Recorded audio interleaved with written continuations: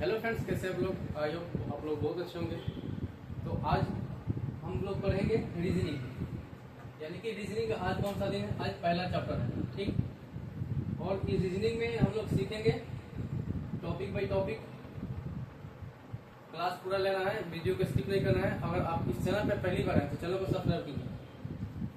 और रीजनिंग में जो पॉइंट टू पॉइंट बताया जाएगा आपको, एकदम आपको दिमाग में फिट हो जाएगा। समझिए कि यानी कि हम आपको घोल के पिला देंगे। रीजनिंग होता क्या है?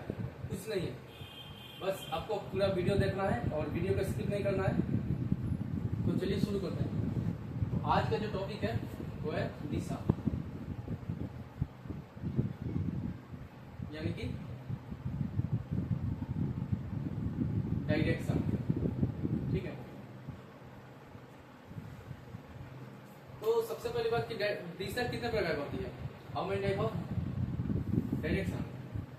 तो यदि आप किसी से पूछते हैं कि दिशा कितने प्रकार की होती है, if you ask any person how many types of direction, then you will get different type of answer. Because जब भी आप किसी से पूछते हैं कितने प्रकार की दिशा होता है, तो एक तरह का आंसर नहीं मिलेगा।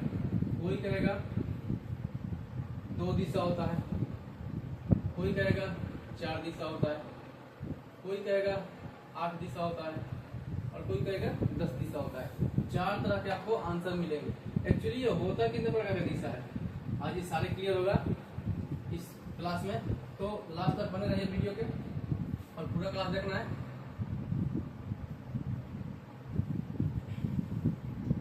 ये हो गया हमारा 4 दिशा। पहले ये हो गया नॉर्थ, ये हो गया साउथ, ये हो गया ईस्ट, और ये हो गया वेस्ट, ठीक। यानी कि ये हो गया उत्तर, ये हो गया दक्षिण, और ये हो गया पश्चिम, और ये हो गया पूरब, ठीक है। यहां तक क्लियर? अब सवाल यह होता है कि ये जो नॉर्थ है ये ऊपर क्यों है? ये यहाँ भी हो सकता है, यहाँ भी हो सकता है, या फिर यहाँ भी हो सकता है। तो जो पृथ्वी है, पृथ्वी के सबसे ऊपर वाला जो पोल है वो है नॉर्थ, यानी कि उत्तरी ध्रुव रहता है।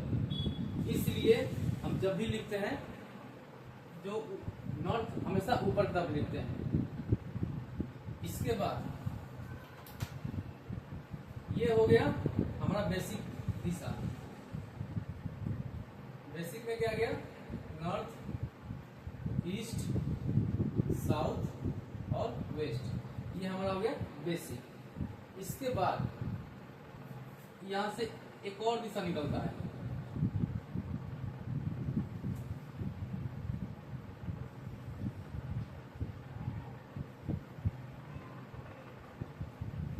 ये हो गया हमारा सब डायरेक्शन, यानी कि उप दिशा। ये हो गया सब डायरेक्शन।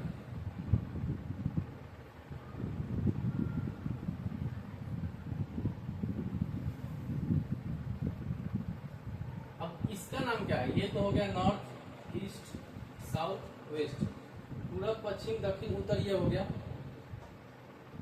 लेकिन इसको हम क्या कहते हैं? सब डायरेक्शन में क्या आता है? इससे हम अब जब भी इसको कहेंगे, ये जो मेन जो है,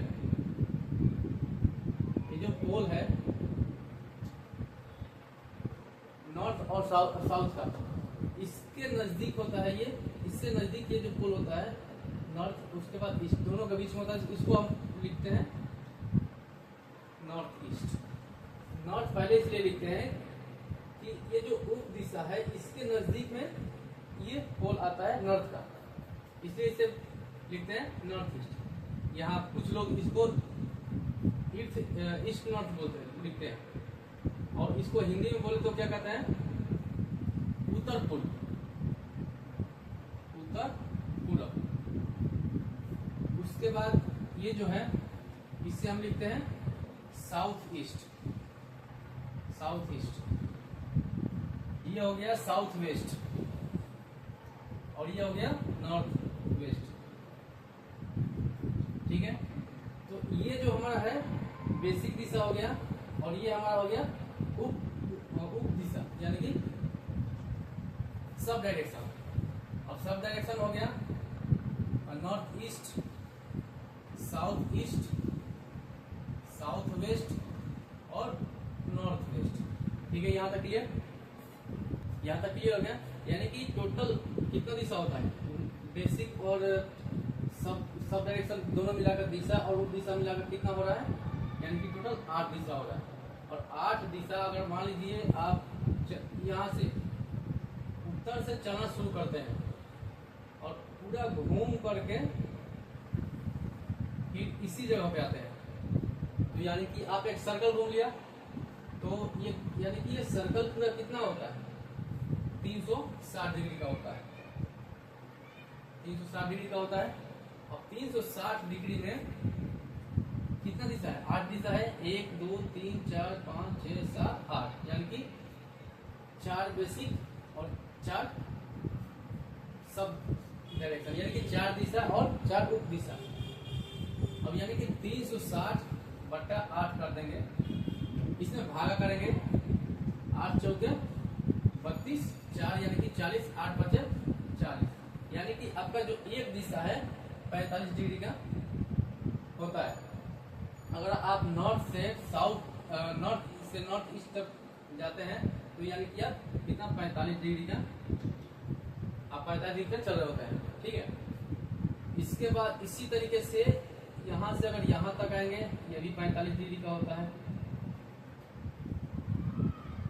इसी तरह करके सारे सेम होते हैं 45 डिग्री करके, इस वजह से 45 डिग्री हुआ और ये टोटल 8 45 डिग्री। और अगर इसे गुना भी करेंगे 8 से तो ये हो जाएगा 360, यानी कि एक दिशा से दूसरे दिशा में जाएंगे 45 डिग्री का, अगर एक दिशा से दूसरे दिशा में अगर जाते हैं तो आप 45 डिग्री का चलते हैं। ठीक है,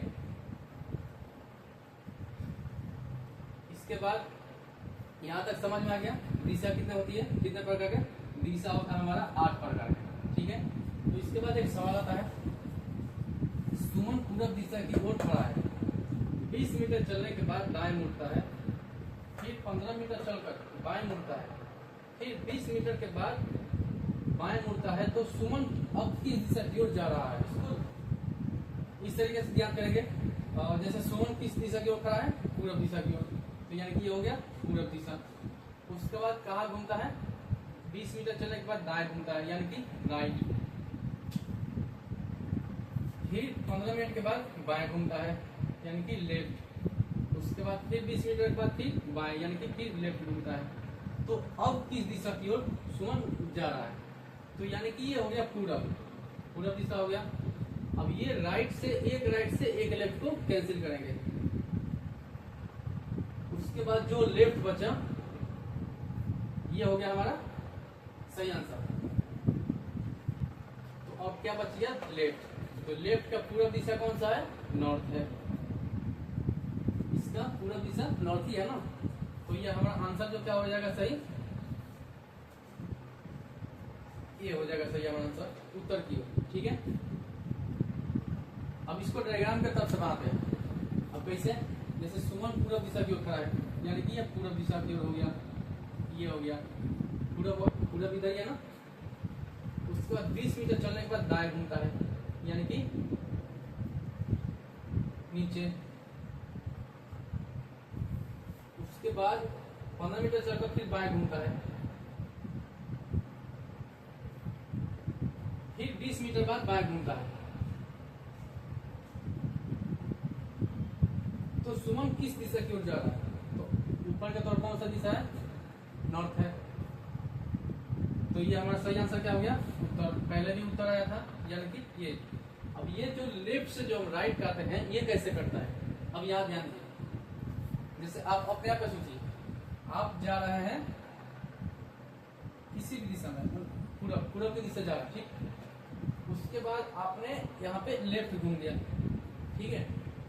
अब लेफ्ट घूमने के बाद फिर आपने कहाँ घूम गया, एक राइट घूम गया। तो फिर यहाँ से तो आप चल रहे हैं तो आपका रुख कहाँ है, पूरब दिशा की ओर। फिर आपने लेफ्ट गया, उसके बाद फिर राइट गया, तो अभी भी आपका रुख कहाँ है, पूरब दिशा की ओर। तो इसलिए एक लेफ्ट से एक राइट कैंसिल हो जाता है।